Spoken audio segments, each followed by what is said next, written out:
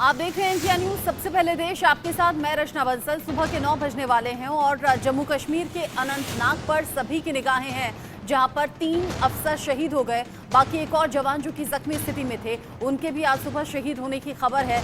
ऐसे में न सिर्फ जम्मू कश्मीर के लोग, न सिर्फ इन शहीद के परिवार वाले, बल्कि देश भर से एक ही पुकार है कि आतंक पर प्रहार आखिर कब, आतंक पर वो चोट कब, जिससे कि आतंकी कमर टूटे और इस तरह की जो घटनाएं हैं वो रुक सकें। क्योंकि शहीद के जो परिवार वाले हैं उन्हें समझ में नहीं आ रहा इस दुख की घड़ी में कैसे खुद को संभालें, कैसे खुद को ढांढस बंधाएं। और इन सब के बीच में तस्वीरें भी आनी शुरू हो गई हैं, क्योंकि जिस तरीके से जम्मू कश्मीर में डीएसपी हुमायूं भट्ट को सुपुर्दे खाक कर दिया गया, अब उसके बाद मेजर आशीष धौचक को भी अंतिम संस्कार के लिए ले जाते हुए तस्वीरें सामने आई हैं। शहीद मेजर आशीष को अंतिम विदाई अब पूरा देश दे रहा है और जो स्थानीय लोग हैं उनके जरिए पूरे सम्मान के साथ अब मेजर आशीष की अंतिम विदाई के लिए गांव वाले, परिवार वाले, रिश्तेदार सभी लोग उमड़े हैं। साथ साथ पार्थिव शरीर के चलते हुए भारत माता की जय के नारे लगाते हुए, और भारत माता की जय के नारे के साथ साथ पुकार ये भी है कि कैसे आतंकियों को मुंह तोड़ जवाब दिया जाए, कैसे इस शहादत का बदला लिया जाए। ये जो तस्वीर आप टीवी स्क्रीन पर देख रहे हैं, हरियाणा के पानीपत की तस्वीरें हैं। पानीपत के ही रहने वाले शहीद मेजर आशीष, जहां पर उनके पार्थिव शरीर को लाया गया। परिवार जो रो रहा है, बिलख रहा है। परिवार के लोग इस दुख की घड़ी में खुद को जैसे तैसे संभालने की कोशिश कर रहे हैं। 2 बच्चे हैं मेजर आशीष के, उनकी पत्नी जिनका रो रो कर बुरा हाल है।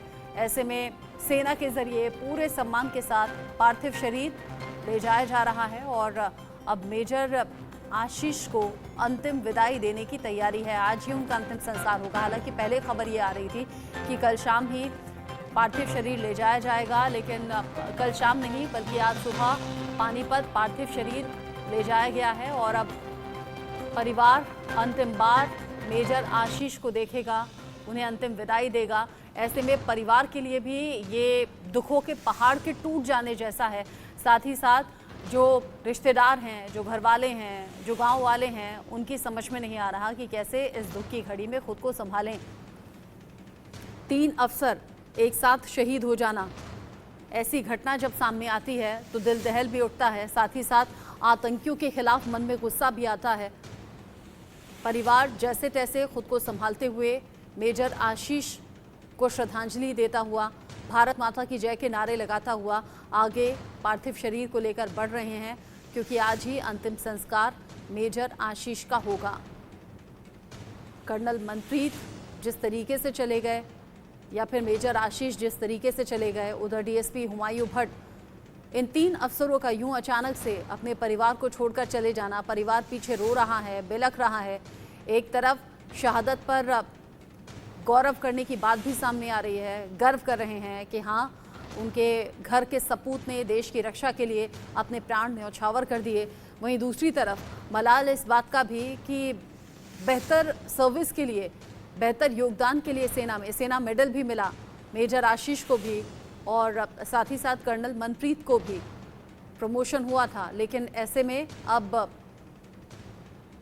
प्रमोशन की बातें, या फिर सेना में योगदान की बातें, या फिर परिवार से ये कहना कि थोड़ी देर बाद बात करूंगा, अभी सैन्य ऑपरेशन चल रहा है, और उसके बाद कभी बात ना हो पाना, ये सब ऐसी बातें हैं जो परिवार को हमेशा हमेशा जहन में रहेंगी, याद में रहेंगी।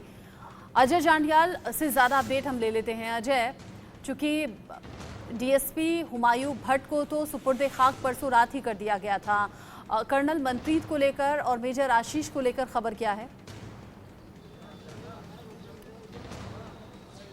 देखिए, कर्नल मनप्रीत और मेजर आशीष के शव जो हैं वो जम्मू से आज जो है श्रीनगर से उनके पैतृक गांव जो हैं चंडीगढ़ और उनके मेजर आशीष के घर के लिए जो है वो निकल चुके हैं, और कहीं ना कहीं आज उनका अंतिम संस्कार जो है वो किया जाएगा। कहीं ना कहीं देश आज उन्हें नम आंखों से श्रद्धांजलि दे रहा है और उन्हें याद कर रहा है। मगर एक चीज़ और समझनी होगी कि देश में गुस्सा भी है।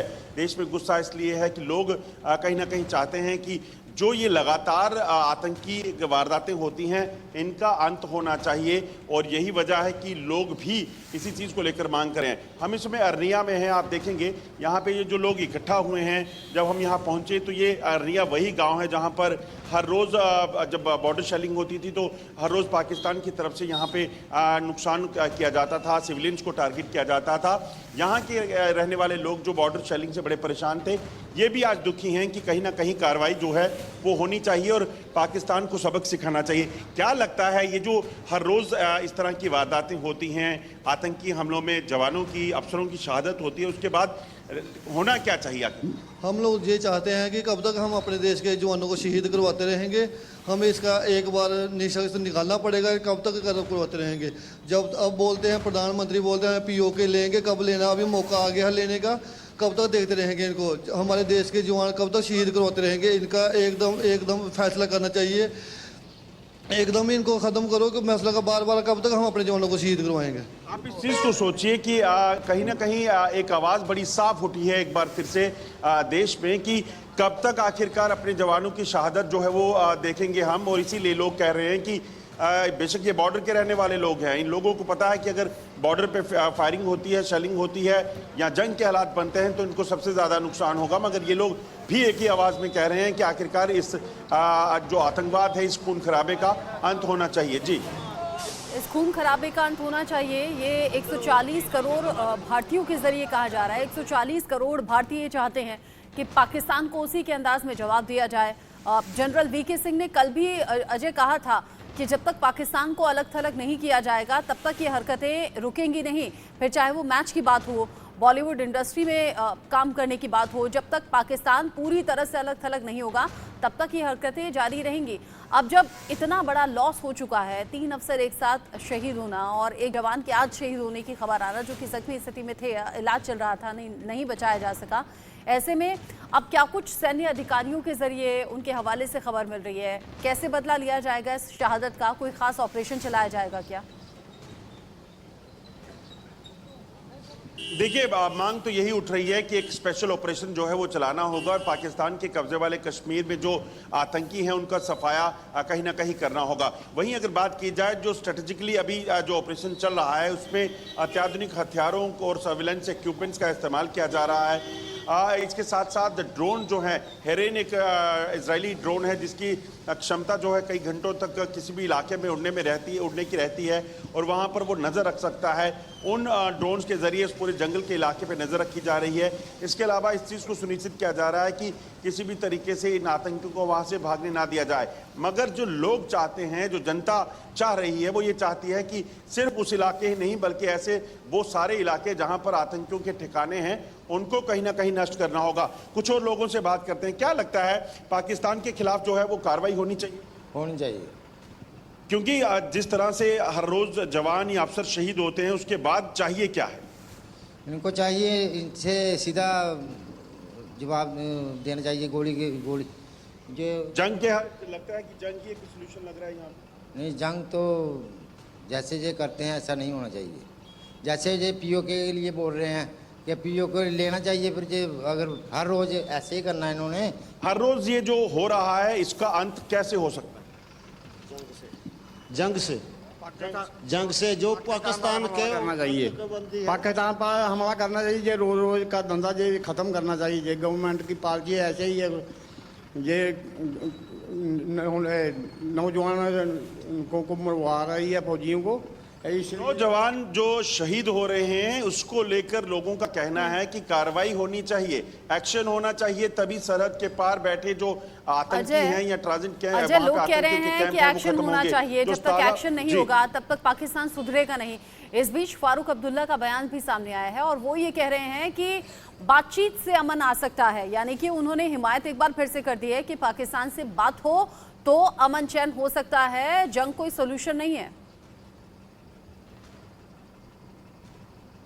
देखिए, बिल्कुल फारूक अब्दुल्ला का जो बयान है वो अपने आप में कहीं ना कहीं हैरान कर देने वाला है कि एक तरफ आपके जवान, आपके अफसर शहीद हो रहे हैं और ये वही अफसर हैं जो पॉलिटिकल लोग हैं, फिगर्स हैं, इनको सुरक्षा देते हैं। आज उन्हीं की शहादत के बाद आप कहेंगे कि पाकिस्तान से बात होनी चाहिए, ये कहीं ना कहीं हैरान कर देता है, शर्मनाक है। इसकी निंदा भी जो है पॉलिटिकल पार्टीज़ के पॉलिटिकल लीडर जो हैं वो कर रहे हैं। आपको क्या लगता है फारूक अब्दुल्ला जो हैं उनको जो कह रहे हैं कि पाकिस्तान से बात होनी चाहिए, लगता है ये बातचीत का माहौल है? फारूक अब्दुल्ला से बात क्यों करनी है सर? हमें बात करने से मसले हल होते थे, पहले कब के हो जाते हैं। अभी तक बातों से होली मसले हल हो रहे हैं, बातों से मसले हल नहीं ना हो रहे हैं। जब तक हम लोग कुछ करेंगे नहीं तब तक कैसे मसले हल होंगे? इंडिया को चाहिए, जैसे वो बॉर्डर पे शेलिंग करते हैं बार बार, कभी कुछ हमारे जवानों को शहीद कर रहे हैं, ऐसे काम नहीं चलेगा। हमें आर या पार करना पड़ेगा कुछ ना कुछ। आप इस चीज को सोचिए कि आर या पार या पाकिस्तान पे बड़ा एक्शन, यही एक नतीजा हो सकता है, यही एक सोल्यूशन हो सकता है। बातचीत किसी चीज का हल नहीं है, और खासतौर पे उस वक्त जब भारतीय सेना के जवानों की शहादत हुई हो, जो डिप्टी सुपरिटेंडेंट पुलिस थे जो हिमायू भट्ट, उनकी शहादत हुई हो। बिल्कुल ठीक कह रहे हैं आप अजय, और अब यही लोगों का भी रिएक्शन है कि एक तरफ तो पाकिस्तान एक के बाद एक नुकसान भारत का करता रहे, 3 अफसरों की यूं शहादत हो जाना, फिर एक जवान की भी शहीद होने की खबर आ जाना, परिवार में मातम पसरा हुआ है। ऐसे में बातचीत के जरिए तो कतई हल नहीं निकाला जा सकता, बल्कि पाकिस्तान को उसी की जुबान में जवाब देना ज़रूरी हो जाता है, और ताकि आगे से ऐसी हरकत करने से पहले 100 नहीं 1000 बार सोचा जाए।